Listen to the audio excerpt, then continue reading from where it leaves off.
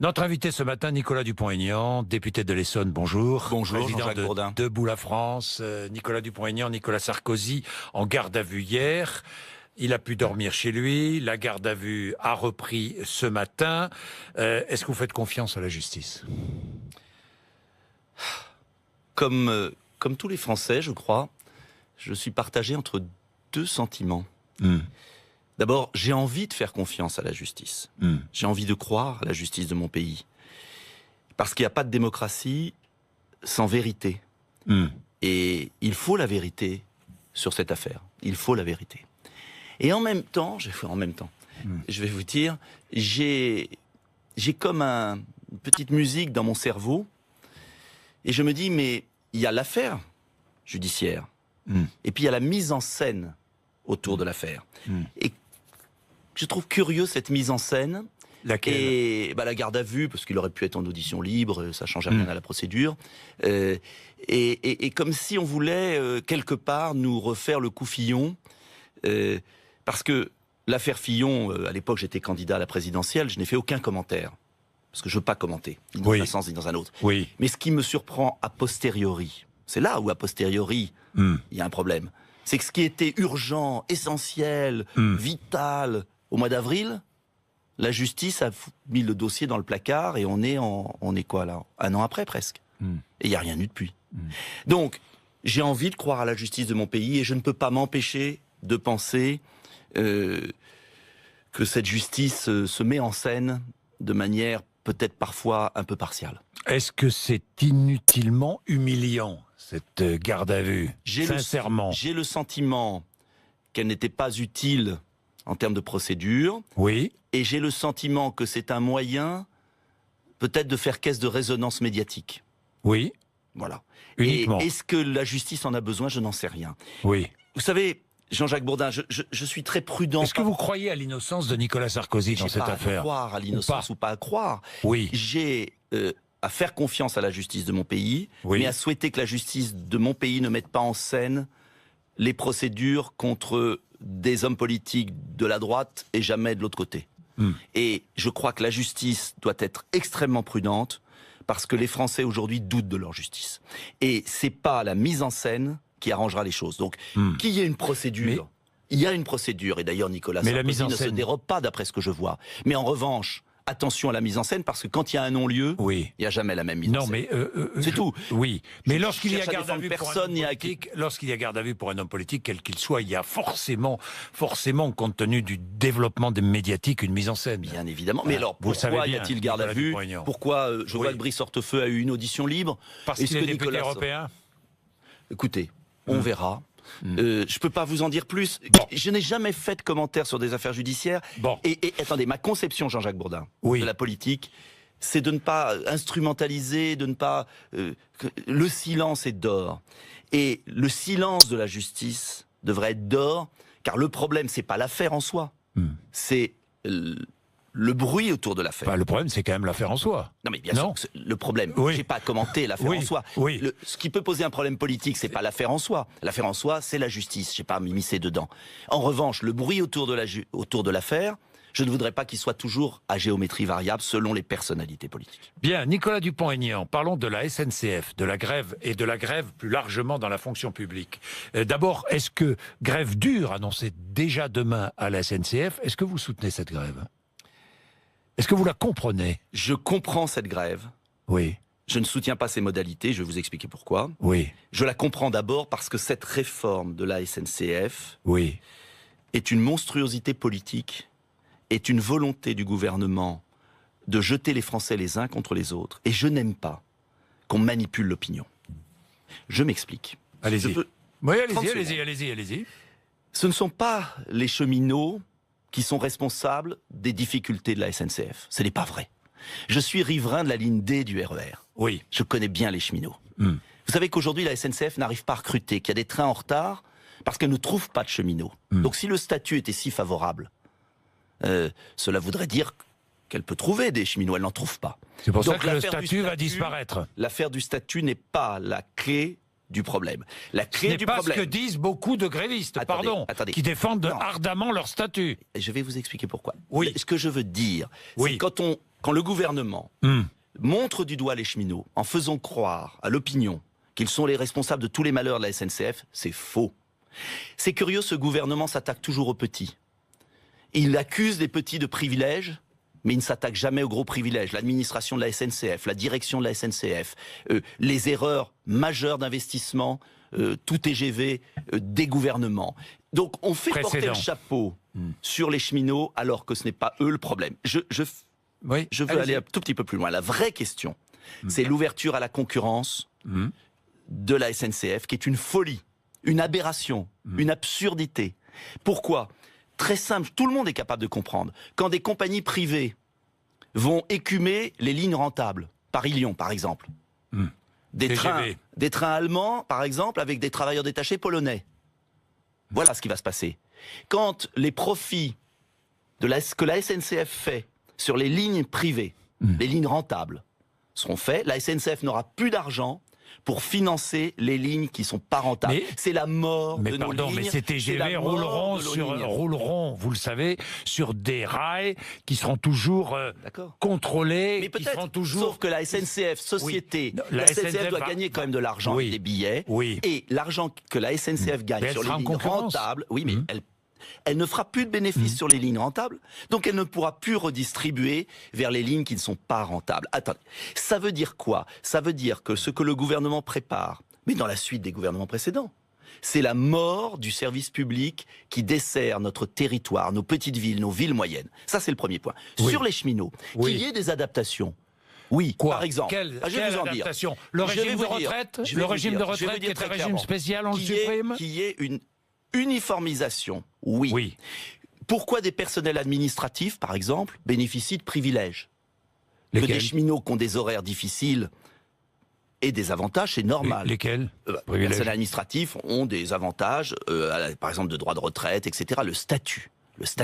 On peut évoluer. Donc vous ne défendez pas le statut ? Je ne défendais pas le statut totalement. Je dis adaptation. Mais ce que je n'aime pas, c'est que le gouvernement sort cette réforme, accuse les cheminots pour faire passer la privatisation du rail, pour faire passer la fin de l'aménagement du territoire, pour refiler aux régions les lignes déficitaires, qui seront fermées après. Ont déjà le contrôle des TER. Sauf qu'à partir du moment où il y aura la concurrence, les lignes rentables seront écumées par du privé et la SNCF mourra petit feu. Mais les régions poussent. Vous avez vu les régions, les Hauts-de-France, la région de Laurent Wauquiez, la région de Provence-Alpes-Côte d'Azur poussent à cette réforme. J'ai le droit d'avoir un avis différent. Oui. Je pense qu'il faut un service public unifié, qui fonctionne, qui soit réformé quand il le faut, mais que ce service public, on le garde. On a connu les autoroutes privatisées, on a vu les dégâts. On a connu EDF privatisé, on a vu les dégâts. À la fin, c'est un service public abîmé, ce sont des territoires ruraux qui souffrent, et c'est les prix pour l'usager qui augmentent. Je mets en garde les Français. Alors maintenant sur la grève. Oui, non mais attendez. La SNCF, une partie de la SNCF sera transformée en société anonyme à capitaux publics, comme la Poste, et que je sache, ça ne fonctionne pas si mal que ça. Ça n'a rien à voir avec la Poste, parce que des lignes de chemin de fer, vous allez faire circuler des trains différents de compagnies privées sur des lignes. Bon courage, ça n'a jamais bien marché. Ou quand ça marche, ce sont, encore une fois, on mettra des travailleurs détachés ? Oui, comme on a mis dans les transports routiers, ce sont des emplois en moins. Je reviens sur la grève. Oui. Je demande aux cheminots d'agir différemment. Je les défends, les cheminots, mais je leur dis, surtout à leurs syndicats, est-ce que vous ne pouvez pas trouver d'autres moyens de vous faire entendre ? Allez bloquer l'aéroport privé d'affaires du Bourget ? Allez manifester devant la Commission de Bruxelles ? Bloquer Bercy, ces hauts fonctionnaires qui s'en mettent plein les poches et qui estiment que vous êtes des nantis ? Allez bloquer... Pourquoi prendre en otage les Français qui souffrent, les Français qui vont travailler le matin, qui se donnent du mal parce qu'en fait, vous voyez Jean-Jacques Bourdin, ce qui me révolte dans cette société et dans cette arrogance du pouvoir. J'ai écouté Édouard Philippe hier, chez vous. J'écoute Monsieur Macron. C'est cette volonté à tout prix d'opposer les petits, les Français qui travaillent, Alors, tu vois, le cheminot, il a plus que toi. Ça va être de sa faute. Et les syndicats tombent dans le piège. Je dis, allez bloquer ceux qui sont responsables de vos mots. Mais... Et je dis au gouvernement, occupez-vous des vrais privilèges. Parce que les privilégiés, les stock options, les privilèges incroyables, les 4 milliards que le gouvernement a donnés à 3000 familles, la suppression de l'impôt sur les transactions financières. Ce qui ne va pas en France aujourd'hui, ma colère sincère, c'est qu'on peut demander des efforts aux Français. Vous savez, les Français sont prêts à des efforts. Mais des efforts pour que l'argent n'aille à ceux qui ne le méritent pas, c'est insupportable. La SNCF a... C'est pareil pour les retraités avec 45, la CSG. 50, 55 milliards d'euros de dette. Vous faites quoi avec cette dette? Mais cette dette, elle existe dans tous les pays. Même en Allemagne, il y a une dette très forte. Non, en Allemagne, on a investi. Dans les années 90, l'État a repris la dette de la Deutsche Bahn à hauteur de 30 ou 35 milliards d'euros. Qu'on reprenne la dette, ça ne pose pas de problème. Cette dette, elle a servi à des investissements. Qui va payer si on reprend la dette? On la paye déjà. Oui, mais d'accord, mais...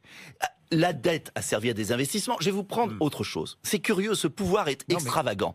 Le Grand Paris Express, vous savez, dont on parle, ces tunnels autour de Paris... qui sont totalement inutiles, surdimensionnés, alors que les lignes RER sont en train de crever, parce qu'on n'investit pas, vont coûter plus de 30 milliards. Il y a eu un rapport du Sénat. Et là, le gouvernement trouve tout à fait bien de dépenser 30 milliards sans s'interroger sur le pourquoi, le comment, l'utilité. Mais en revanche, quand il y a une ligne qui dessert une petite ville de province, quand il y a un cheminot qui va gagner une prime parce qu'il travaille le jour de l'an, c'est un drame. Moi, j'en ai assez de cette rigueur à 2 vitesses. Donc, je veux bien des efforts. Les Français sont prêts à des efforts. J'en avais proposé pendant la campagne présidentielle. Uniformisation des statuts. Veiller à ce que l'ensemble des travailleurs... Donc, plus de régime de retraite particulier. À terme, oui, je pense qu'il faut y arriver. Mais sans désigner une population du doigt et sans aboutir à la privatisation de la SNCF dont vont se mordre les doigts les millions d'usagers et les Français. La gratuité des transports à Paris, c'est une réflexion de la maire de Paris, Anne Hidalgo. C'est pas idiot la gratuité. C'est pas idiot d'y réfléchir. Je pense qu'à terme, on ne peut pas réduire la place de la voiture si parallèlement on fait toujours payer les transports publics qui ne sont pas en bon état. Pour autant, il faut en évaluer le coût et que ce ne soit pas exorbitant, parce qu'à la fin, il faut bien que quelqu'un paye. Est-ce qu'on pourrait imaginer ça au niveau de l'Île-de-France, vous qui êtes un élu d'Île-de-France? Sur l'Île-de-France, je voudrais déjà, plus simple, je le réclame depuis un certain temps, qu'on fasse fonctionner les lignes de RER. Il fallait investir 4 milliards. 4 milliards. Ces 4 milliards n'ont pas été investis et on investit à faire des tunnels autour de Paris pour 30 milliards. Donc c'est une question de priorité. Priorité. Parce que dans notre pays, on préfère toujours construire des lignes supplémentaires nouvelles plutôt que d'entretenir ce qui existe. Moi, je suis un homme de bon sens, je crois. Je veux qu'on entretienne ce qui ne marche pas, qu'on le fasse marcher là où il y a du monde, et puis après, il sera temps de construire de nouvelles infrastructures. Ça a été le problème de la SNCF. C'est pas parce que la SNCF a été mal gérée par tous les gouvernements qu'il faut la détruire maintenant. Il faut la sauver. Est-ce que vous voterez la réforme constitutionnelle voulue par Emmanuel Macron? Une partie, oui, puisque j'ai proposé la même chose. Réduire le nombre de parlementaires. Réduire le nombre de parlementaires. Deuxième point, mettre de la proportionnelle. Pour aérer le système. Vous êtes favorable à la proportionnelle? J'ai toujours été. Un tout petit, pas total. Oui. Une dose. Oui. Donc pourquoi pas. Mais en revanche, je dis à Emmanuel Macron, danger sur un point. Oui. Fondamental. Oui. Il faut le vote blanc, la reconnaissance du vote blanc. Je propose que quand il y a 50% de vote blanc dans une élection, l'élection soit annulée. Je propose qu'il y ait du référendum d'initiative populaire. C'est-à-dire, je ne voudrais pas que la réforme Macron soit un habillage cosmétique et n'aille pas au bout de la crise démocratique française. Réduire le nombre de députés et sénateurs, c'est pas un habillage, c'est une mesure importante. C'est une mesure positive. Oui. Il n'y a pas besoin de 577 députés, on peut faire avec moins. Ça coûtera moins cher. En revanche, il faut à la Constitution de 1958. Oui, là. et alors, au c'est pas la première fois qu'on y touche. J'ai entendu, les Républicains nous disent... Les Républicains, dans cette affaire... Attendez, je suis suffisamment critique sur Emmanuel Macron, je le combats de toutes mes forces. Pour sa politique sociale scandaleuse, et aussi pour son absence d'action, contrairement à ce qu'on dit sur le plan économique et sur le plan sécuritaire. Même si le chômage baisse. On en parlera. Mais oui, il baisse. Non, mais je vais vous dire, il baisse légèrement, mais il ne traite pas la cause. Et quand vous avez 500 000 travailleurs détachés, quand vous avez les charges sur les PME qui vont augmenter en 2018, ce n'est pas du tout une politique pro-business. C'est une politique pro-multinationale, pro-banque. C'est pas la même chose. On en reparlera. Je reviens sur l'affaire des institutions. Je combats suffisamment Emmanuel Macron pour ne pas être arc-bouté sur des privilèges. Et les Républicains feraient bien de comprendre l'attente des Français d'oxygénation du monde politique. Et je pense que plutôt que de critiquer Macron, il faut lui dire « chiche, et si on allait plus loin ? Référendum. Les Français doivent pouvoir être consultés, par exemple, sur l'immigration. Les Français doivent pouvoir être consultés sur les lois pénales. Pourquoi ça existe en Suisse et même en Italie ? La culture du référendum, ça c'est gaulliste. C'était l'esprit de la 5e. Vous savez, la 5e, on lui fait dire beaucoup de choses. Le général de Gaulle voulait que le peuple reprenne le pouvoir. Et aujourd'hui, qui le gouverne ? C'est Bercy. Les oligarques. Nicolas Dupont-Aignan, pourquoi, selon vous, Laurent Wauquiez ne fait pas le geste que certains de ses électeurs, une majorité de ses électeurs, attendent le geste vers vous, vers le Front National, pour un grand rassemblement de toutes les droites? Pourquoi? Demandez-lui. Non, mais je lui ai posé la question, mais vous avez un avis. Wauquiez. Oui, bah oui, j'ai un avis. Je ne comprends pas Laurent Wauquiez. Emmanuel Macron a recomposé la vie politique en réunifiant les mondialistes, je dirais, de droite et de gauche. Il est cohérent, je le combats, mais il est cohérent. Jean-Luc Mélenchon a rassemblé la gauche radicale. Et M. Wauquiez croit qu'il va gagner tout seul. Madame Le Pen ne gagnera pas seule, M. Wauquiez ne gagnera pas seul, je ne gagnerai pas seul. Et nos électeurs partagent beaucoup de choses en commun. Ils ne sont pas d'accord sur tout. Moi, ce dont je rêve, ce que je veux faire, c'est que chacun fasse un pas vers l'autre pour qu'on ait un programme alternatif à Macron sur l'immigration, sur la sécurité, sur les PME, sur les territoires, sur les services publics, sur la justice sociale. Et je ne comprends pas Laurent Wauquiez qui parfois parle plus dur que Le Pen, mais qui en même temps ne veut pas l'avoir. Je pense que les électeurs en ont assez des manœuvres politiciennes. Voilà. Laurent Wauquiez, il veut faire... mais que proposez-vous les électeurs. Mais j'ai proposé... Une grande réunion. J'ai proposé 100 fois autour de la table parce que c'est l'intérêt de la France et parce que je ne veux pas voir en 2022 mon pays tiraillé entre Macron et cette politique dangereuse et de l'autre côté Mélenchon. Je pense que les millions d'électeurs qui défendent des valeurs, qui croient en la France, je les appelle les amoureux de la France, eh bien, attendent de nous un autre comportement politique. Et Marine Le Pen vous répond, c'est nous la véritable opposition. C'est ni vous ni Wauquiez. Et justement, je pense que nos électeurs en ont assez. Eh bien, je vais vous dire, si les grands leaders veulent pas se parler, eh bien, on va passer en dessous. C'est-à-dire avec le peuple, c'est l'esprit des amoureux de la France que j'ai lancé, c'est-à-dire partout, un travail en commun. L'esprit de coalition. Macron a inventé l'esprit de coalition au centre. Eh bien, pourquoi nous n'aurions pas chez les patriotes, les républicains, un esprit de coalition? On n'est pas pareil. Donc Personne n'a compris. C'est pas un mouvement, c'est pas la fusion. Non, non. On s'en fout des partis politiques, pardonnez-moi. Ce qui compte, c'est les propositions. Ce qui compte, c'est d'améliorer la vie des Français. Ce qui compte, c'est de montrer aux Français, j'en suis convaincu, qu'il y a une autre politique possible. Et qu'on peut régler les problèmes du pays sans pour autant abîmer le pays et faire souffrir les gens. Ça fait 20 ans qu'on fait souffrir les Français. Les politiques qui sont mises en place ne sont pas efficaces, contrairement à ce qu'on dit. Et donc, il y a une autre politique possible, je le sais. Simplement, il faut le faire à plusieurs. Mais ça va venir. Je vois les élus locaux changer, je vois beaucoup d'élus du Front National, des Républicains qui viennent me voir et qui disent « il est temps de se rassembler ». Vous verrez, on y arrivera. Parce que la France a besoin de nous, a besoin de nos idées. Qu'est-ce qu'on fait sur l'immigration? Personne n'en parle actuellement. Il ne s'agit pas de rejeter les gens, il s'agit de dire ça suffit, on ne peut pas continuer. L'argent là qui est pris sur les retraités. J'ai écouté le Premier ministre chez vous hier, c'était extraordinaire. Extraordinaire, il ne s'est rien passé, les retraités sont accablés d'impôts, mais il ne dit pas les 5 milliards qui vont aux migrants. Est-ce qu'on a besoin de dépenser tout cet argent? Pourquoi on prend l'argent là et on le donne là? Pourquoi on a donné 5 milliards aux plus riches de France, aux 3000 familles? Pourquoi? Est-ce qu'il manquait d'argent? Mais est-ce qu'on se rend compte de la souffrance qu'il y a dans le pays? Il y a d'autres politiques possibles, efficaces et justes. C'est ça que je veux prouver. Merci Nicolas Dupont-Aignan d'être venu nous voir. 8h55 RMC et BFM TV.